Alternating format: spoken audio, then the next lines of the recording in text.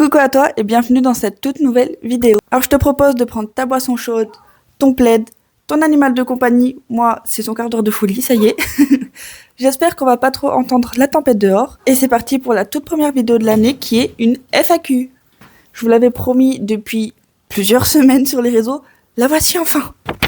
J'ai noté des petites questions. Alors c'est parti. Première question, aimerais-tu écrire un livre? Et si oui, dans quel genre?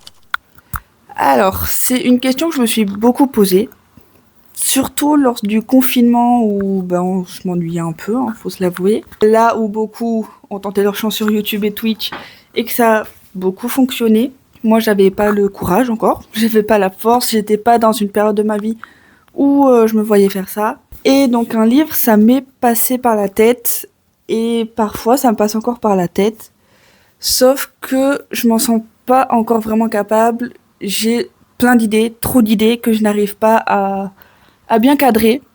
Et je me sens pas non plus d'être une autrice jardinière, comme on dit, où du coup les idées elles viennent par-ci, par-là, le montent au fur et à mesure. Donc voilà. Mais si je devais écrire un livre, ce serait potentiellement dans mon genre littéraire préféré, la romantasy ou dark romantasy. Ensuite, quelle est ta formation? Pour ceux qui savent pas, j'ai fait une vidéo spéciale sur ce sujet-là. Donc j'ai repris mes études à 28 ans dans un BTS communication pour partir dans l'événementiel. Voilà. Pourquoi ne pas faire une formation pour travailler dans les livres, vu que c'est ce que tu fais sur Instagram et beaucoup sur YouTube? Alors, parce que je me sens pas forcément légitime à travailler dans les livres, parce que je ne lis pas énormément, donc je serais nulle pour conseiller les gens, vraiment. Moi, quand je lis un livre, j'écris direct ma review, je fais les petits montages à mon niveau, et après, je poste quand je poste, mais je me vois pas vraiment travailler dans les livres. Mais mon copain m'a conseillé de faire ça aussi, mais pour l'instant non. Pourquoi t'être lancé sur YouTube? Pareil, j'ai fait une vidéo là-dessus, c'était ma toute première vidéo officielle, donc n'hésite pas à aller la voir. Je parle un peu de tout, mais pour parler d'un sujet que je n'avais pas parlé dans cette vidéo, alors soit vous allez penser que je suis une grosse victime, soit vous allez être super gentil, et voilà. Vraiment, j'insiste sur le penser que je suis une victime, parce que je veux que des commentaires bienveillants, ça sert à rien d'avoir des commentaires méchants, ça sert à rien pour la personne qui les reçoit, en l'occurrence moi, parce que du coup moi après je vais m'en souvenir tout le temps, et vous vous allez mettre vos commentaires, vous allez faire j'ai dead ça, et après vous en souvenez plus. Typique d'harceleur en fait.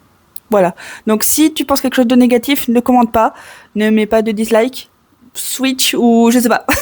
Mais restez bienveillants s'il vous plaît, je veux que ma chaîne reste bienveillante comme tous mes comptes sur les réseaux sociaux. Et donc la raison pour laquelle je me suis lancée sur YouTube. Dans ma première vidéo, j'avais dit que c'était parce que je voulais me lancer tout le temps, que je me sentais enfin un peu légitime à parler de ce que j'aime, etc. Que ce que je disais valait qu'on m'écoute. Mais il y a un sujet un peu plus profond qui est que j'ai des copines, mais en fait, chaque copine n'a pas forcément tous les centres d'intérêt que j'ai. Et j'en ai pas mal. Et donc sur YouTube, ça me permet de parler de ces centres d'intérêt-là, de parler de ce que j'ai envie, et surtout de ne pas déranger, parce que si vous regardez, c'est que vous avez envie de regarder. Alors que si par exemple j'envoie un message à une copine, en fait j'ai l'impression juste de la faire chier, surtout si c'est pas son centre d'intérêt. Donc voilà. À quand sur Twitch? Alors j'avais dit à la base en octobre, après j'avais dit là ce mois-ci en janvier, mais en fait là j'arrive sur Twitch, j'arrive, mais faut que je refasse tous mes overlays, faut que je me motive en fait à faire ça, et après je me lancerai, je vous préviendrai, que ce soit sur les réseaux ou sur YouTube. Pourquoi ce type de contenu? C'est tout simplement, comme je l'ai dit juste avant, c'est des choses que j'aime faire ou parler ou voir ou quoi que ce soit, c'est juste des choses que j'aime. Pourquoi l'auto-édition t'intéresse autant?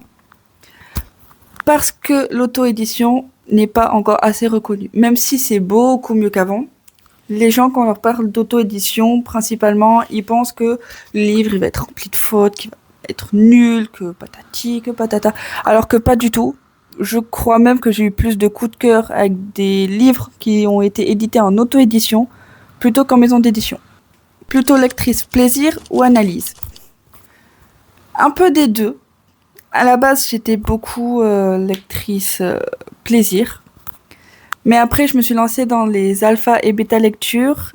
Et malheureusement, il y a des fois où quand je lis un service de presse ou un livre normal, quoi, il y a des fois je suranalyse et je repère des petits trucs et tout. Et ça peut parfois me sortir du livre. Mais voilà, donc c'est un petit mélange des deux.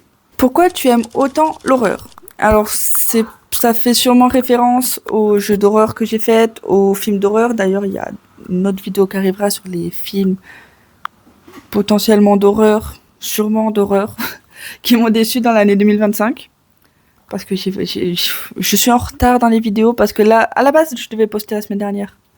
Je l'ai pas fait, je m'en excuse.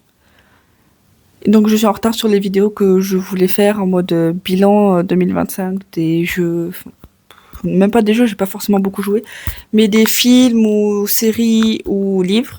Je devais faire ce bilan-là. Et donc ça fait sûrement référence à ces vidéos-là. Alors ces vidéos déjà je les ai sorties en octobre, donc c'était un peu ambiance spooky. Mais aussi les films et séries, je n'arrive pas à en trouver une qui me fait peur. Le seul qui m'a fait un peu peur, très vite fait, hein, c'était Evil Dead Rise. Je crois que c'est ça. Et voilà. Après il y avait American Horror Story là que j'ai commencé, je suis à la saison 2. La saison 1 en soi elle était sympa, mais bon un peu trop de scènes, voilà quoi. Et la saison 2, j'accroche pas, enfin j'ai du mal à accrocher, donc en fait on l'a mis en pause. On n'a pas continué avec mon copain, donc voilà. Mais j'arrive pas à trouver quelque chose qui me fasse peur. Et dans les jeux d'horreur, j'arrive un peu à avoir un peu plus peur,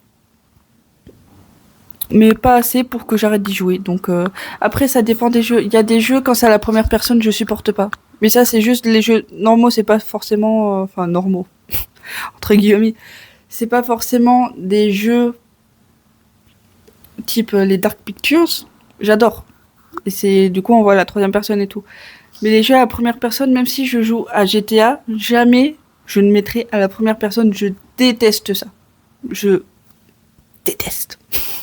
Je saurais même pas l'expliquer, hein, j'aime pas. Donc les jeux d'horreur à la première personne, j'y jouerai pas parce que je n'aime pas. Tout simplement la première personne. Alors que ça peut être génial, hein, je sais pas.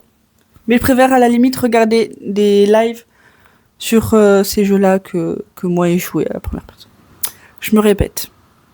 Est-ce que tu feras du gaming? Oui. Du coup, sur ma chaîne Twitch, je ferai exclusivement que du papotage gaming. Et je posterai sur ma chaîne Best of Replay qui s'appelle Ravenswalker. Je mettrai pas le lien pour l'instant parce qu'elle est vide, donc ça sert à rien que vous allez vous abonner tout de suite finalement. Tout ce qui sera let's play, best of, replay de live, ça sera sur l'autre chaîne. Qu'est-ce qui est le plus difficile quand tu dois tourner une vidéo? La motivation. Il y a des fois, je suis super motivée, je peux tourner plusieurs vidéos à la journée, que ce soit pour TikTok, Instagram ou YouTube.